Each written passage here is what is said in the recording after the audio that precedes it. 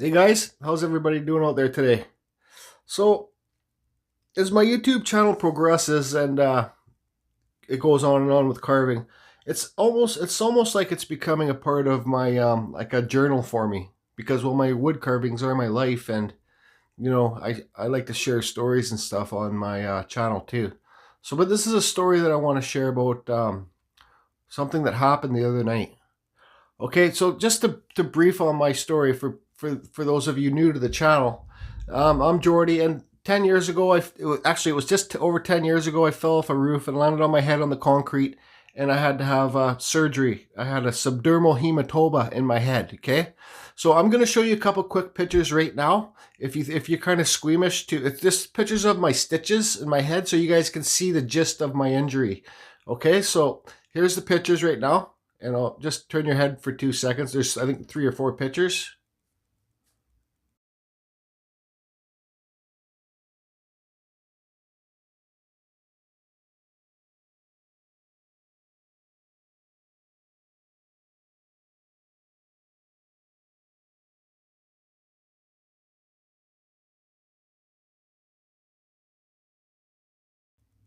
Okay, so now you all saw the pictures. I think you should have saw them.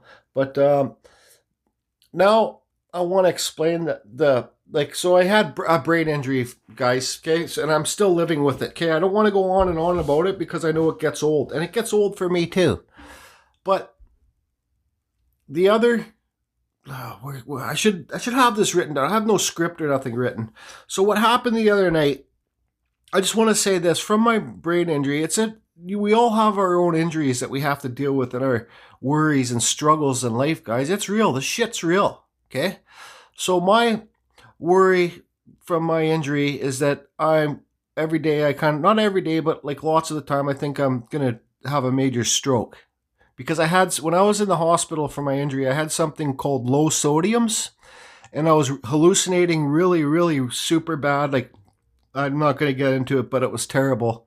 Hallucinating, and uh, I had something called Bell's palsy, where it's like half my face froze up, and that they thought I had a stroke at the hospital, and it was a terrible experience, guys. I don't want to get into it, but so anyways, so just that be said, I've always been worried about having a major stroke, and I think that's what's going to take me out one day, because I don't want to be one of those people sitting in a wheelchair having to get like hand fed by a spoon, like baby food. I just don't want that in my deck of cards. Like when it's my time to go, yeah, sure, I'll go. I have no problem with dying, but I just don't want to be one of those people that you can't. You're just being fed, like I said, with a spoon. But anyways, so what happened the other night? Not last night, the night before. Okay, I well, first of all, I want to show you guys this bullshit carving I did yesterday. Okay, this walking stick thing. You know, it's bullshit, and I can't stand the thing. It's stupid, and it shows, like, you can see my quality work in there. It just wasn't there yesterday. I could have made this look really nice, but it was just me. It was my personal. It was my personal stuff. I could have made this whatever. Anyway, so here is the piece of shit. Okay, but there's a reason why I made this piece of shit yesterday. So now on with the story. So the other night, not last night, the night before, and you guys, I don't want to film me talking. You guys can look at all these carvings that I'm doing with my magical wizard village. Just Carve Rob has a couple carvings back there. There's one back there of Jordy, his spirit balloon, and Oswald and his little wizard. So, but okay, what happened the other night was I got up at like 2 or 3 o'clock in the morning to go, well, take a piss. So I walk to the bathroom, I'm taking a piss, and all of a sudden, out of nowhere, when I'm standing there pissing, I felt like I was going to throw up. I leaned over to throw up in the toilet. Like, we're talking like 0.3 of a second, throw up. And then all of a sudden, the whole room started spinning and everything. I can't explain it, guys, but it was hallucinogenic, and the room started spinning and everything, like, pretend you're watching a Star Wars movie and you're going through the stars at Mach speed, but all the sides of the room are the stars coming Mach speed at me, and everything was just, it was fucked up. I can't explain it, but it was so fucked up. I almost fell down. I fell down and I leaned on the bathroom counter there where the sink was. And I just, for the first time since my injury, I've never, ever, ever really called 911. I've never called 911 in my life, but that was the first time that I wanted to call 911 because I thought it was my time. The stroke was here. And I thought it was a stroke, guys. Like, it was so fucked up. I thought it was a stroke. I thought it was. So I didn't call 911 because at that moment I was too fucked. I was, pardon my language, I was too messed up to even know where my phone was or anything. But I just said to myself, get back to your bed. Just get back to your bed. So I put all my weight against the walls and I kind of found my way back to my bed, and I went back into my bed and I was just bawling my eyeballs out and thinking, just go away, just go away. And I was biting on my bottom lip constantly on all sides of it, because that's how I found out I had the Bell's palsy kicked in, because I was at the hospital, I was brushing my teeth and all the toothpaste would drip down out of my bottom lip because my lip was numb. So all the toothpaste would come down. So I kept biting my bottom lip to see if it was getting numb, this for the signs of a stroke. But I guess I just kept on chewing on my bottom lip and I fell asleep. I woke up the next morning and I thought, ah, fuck, I'm still here. Damn it. I thought it was my time. Just kidding. But I woke up the next morning and I couldn't forget about what happened to me that night. And I thought it was a stroke. And I just thought, like, kept on looking in the mirror to make sure my face isn't frozen. I kept on touching my arm to make sure it wasn't numb and stuff like that. And guys, so like I say in my videos, what I do to be positive for myself and get rid of all the bad thoughts is I carve. So that's why I carved this bullshit, okay? And I even filmed it because it's part of my life now, you know? But yesterday, I'm a man, guys, okay? So yesterday I bawled all day long. I really did. And I still cry thinking about it because it's fucked up. You know, and I just set on with life. It is what it is. And I carved this bullshit walking stick and I filmed it. And I said, because I gotta just keep going because I enjoy filming. I do. I wouldn't do it if I didn't enjoy it, guys. I love it. And I love communicating with other carvers and other people with injuries out there, okay? That's why I did it. But, you know, when I was done the carving and done filming, and then it's like, now what? You know, like, now what? I had edited the video. I haven't uploaded it yet. But then, you know, like, I'm like, I gotta tell somebody. So I called my dad. My stepdad from Belfast, Ireland. I told him about it and he wanted to pick me up and take me to the hospital. And I'm like, no. Because I didn't call 911 when I got back into bed, guys, because I'm embarrassed. I'm telling you right now, everybody that knows me in my town knows of my injury and basically knows my story. And I didn't want the ambulance to come. Like, look, I live in a co-op townhome kind of thing. And I didn't want the ambulance to come here and take me away because the whole town would probably be talking about it. Everybody in the co-op would be, and everybody would be worried. And I don't want to make anybody worried. It's my problem. It's not anybody else's problem. That's the way I look at it. I didn't want to make anybody worried, but I cried all day yesterday. I'm telling you, I did. Because I don't want to be that person in the wheelchair with the being.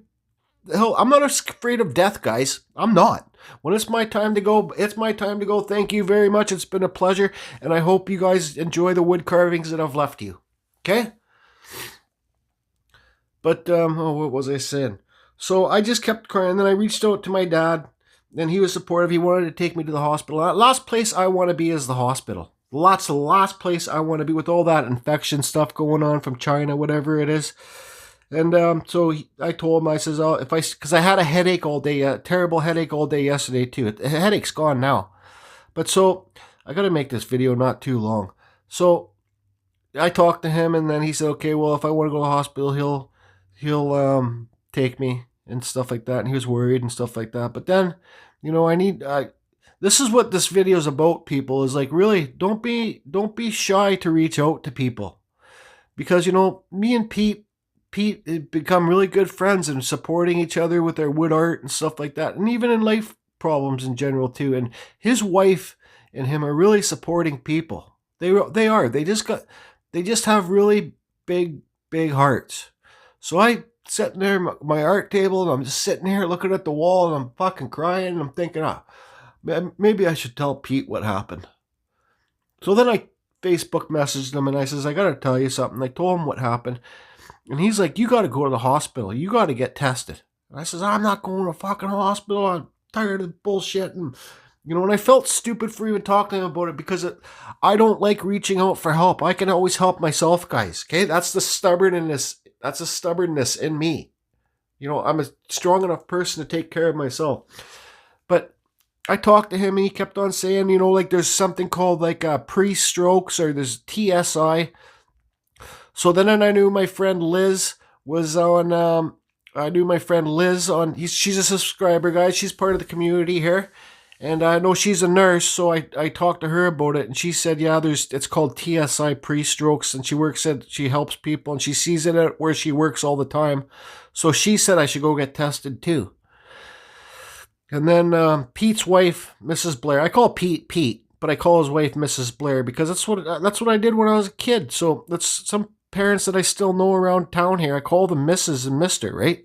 Pete got so mad at me one day. He said, no more Mr. Blair, just call me Pete. So I started calling him Pete. But she Facebook messaged me and she said she was worried and that I should really go to the hospital and,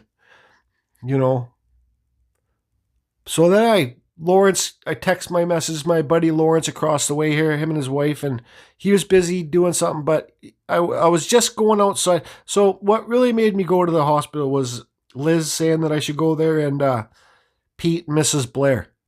Well, I think Mrs. Blair was the final touch, the final thing. But so I was walking out to my car and to drive myself to the hospital, which I shouldn't have done because you don't know, I could have had a stroke on the way there. But anyways, Lawrence drove me to the hospital because he was there. So thanks, Lawrence. So I went to the hospital last night at like 5 o'clock and I checked into the emergency and I explained what happened and they kind of fast tracked. I was only there for 3 or 4 hours. They fast tracked me in. They gave me a CAT scan, a CT scan. And I told the doctor, I explained to him about my injury and I'm just worried it's a stroke that I had. And, nothing else can tell me that it wasn't a stroke because I know what a brain injury is, guys. I know how it feels to be fucked up in the head. Okay, I know. I remember waking up on the cement and feeling fucked up. It's like you're on a different planet. But anyway, she came back. All the tests came back positive. Another thing, too, I want to say, here's a shout out to you, Jen. One of my good friends. We've always just had a mutual friendship, non-sexual kind of thing. Jen Steffen from town. I texted her when I was at the hospital because we were supposed to go beachcombing yesterday, but I never messaged her. And she came right there to the hospital and sat with me the whole time to try and make light of the situation. She saw me cry. She knows. She's been there. She's known my whole life. She's a reception. She works at the police station. She used to do 911 calls there. She's not a cop, but she works there. She knew when I was in shit with the cops when I was younger. She would hear them talk about my name there. She knows. She knows my story. She's there for me too. So thanks, Jen. But anyways, the test came back. It wasn't a stroke. So guys, 6 months ago, I think I'm a doctor. I've been through so much. I think I'm a doctor. I think I'm a friggin' lawyer. I've been through so much shit and I've seen it all and I've heard it all. But I have self-diagnosed myself 6 months ago with something called vertigo. Okay? My doctor's been on maternity leave. I don't want to see another doctor. I don't want to see any doctors. I don't want to see anybody. But I have vertigo, guys. So what it was that I got, the doctor told me all my CT scans came back perfect. All my motion skills tests come back perfect. Everything's perfect. All she can say, all the doctor says, all I can say is that you told me that you've self-diagnosed yourself with vertigo. It was a severe case of vertigo that you got. I still have a hard time believing, but I do believe it because the evidence is there that it's not if it was a heart attack or a stroke, they would have said it's a heart attack. Yeah, you had a mild stroke or you had a heart attack. So I have to believe, and it puts me at peace that it's vertigo. I can deal with that bullshit in no time. If it happens to me again, I'm just going to be like, oh yeah, okay, well, it'll pass. It's vertigo. Bullshit, on with the story. Let's go carve a goddamn wood spirit. Not a stroke. Because that's scary shit, man. And that's when shit gets real for me, guys. So if you have your own problems, like, that's what I want this video to be, is about, like, if you have a problem and you're worried and you're stressed out, not all your friends are gonna want to listen to your story. Not all of them. Not most of them, actually. But there is a few. There is a few, if you have friends, which we all do, there is a few that will listen to it. I don't, like, most of them are tired of hearing it. Even some of my best friends, they don't want to talk to me about my wood carvings. They don't want to talk to me about my injury. Because they're sick of hearing it. And I understand that. And I totally get it. So, but if you guys do have friends that, if you think something's serious enough, if it's serious and you need to talk to somebody about it, you think of those friends that will talk to you about it. You find them and you reach out. Because if I didn't reach out to Pete, Liz, my stepdad, if I didn't reach out to those people, I wouldn't have went to the hospital. And I would have been sitting here today probably crying all day too, thinking I had a stroke and when's the next one coming. Okay? So, you guys, whenever I deal with something like this, I'm lucky. I'm lucky, guys. You guys, we're all lucky we're breathing. We're all lucky we're above the grass. And there's ups and downs in life. There sure is, but I'm lucky. And I'm taking advantage of this second chance that I've had 50 chances. I'm taking advantage of this last 50th chance that I got. That's why I'm doing wood carving. Because I'm 46 years old. I finally found something that I love to do. And I'm going with it. And I'm not going to stop, guys. So, the problem here is I didn't have a stroke. I didn't die. So I'm going to be here a little bit longer to piss all you off some more. So I got a problem like that. I always go buy myself a goddamn lottery ticket. So this one's called Set for Life. Because that's what I think I am. I think I am set for life. For the rest of my life. I appreciate the community. I like all my friends and all the pictures and all the new wood carvers. I love this shit, guys. I fucking love it. And I'm not a fake. I'm as real as they fucking get. And I call a spade a spade. So I hope you guys, if you ever have a serious problem that you need to talk to somebody or ask for a suggestion, do it. Because like I said, I'm embarrassed about all this shit. I'd rather not talk about it. But maybe somebody out there is having a real problem right now. They need to talk to somebody about it. Well, talk to them. Because it just might save you a lot of stress, a lot of tears, and a lot of grief. Now I'm going to go scratch this goddamn lottery ticket. Oh, also here's some basswood. I'm getting in shit from one of the community members. He's got a YouTube channel. You guys might want to check him out. I'll put a description below. His name is friggin' Mario Tata. Is that how you say your last name, Mario Tata? Because it's T-A-T-A. Tattoo? I don't know, but he says I better carve a goddamn troll for under the bridge. So we got some just carve raw, silly, stupid basswood, and we're going to carve a little silly troll for underneath the bridge for the mystical wizard village, okay? So there you go, Mario. I'm just don't need to come over here and kill me anytime soon. I'm going to be carving it next video. Later. Yeah, it's a free ticket. Another goddamn free ticket. Give me another chance. One more chance, guys.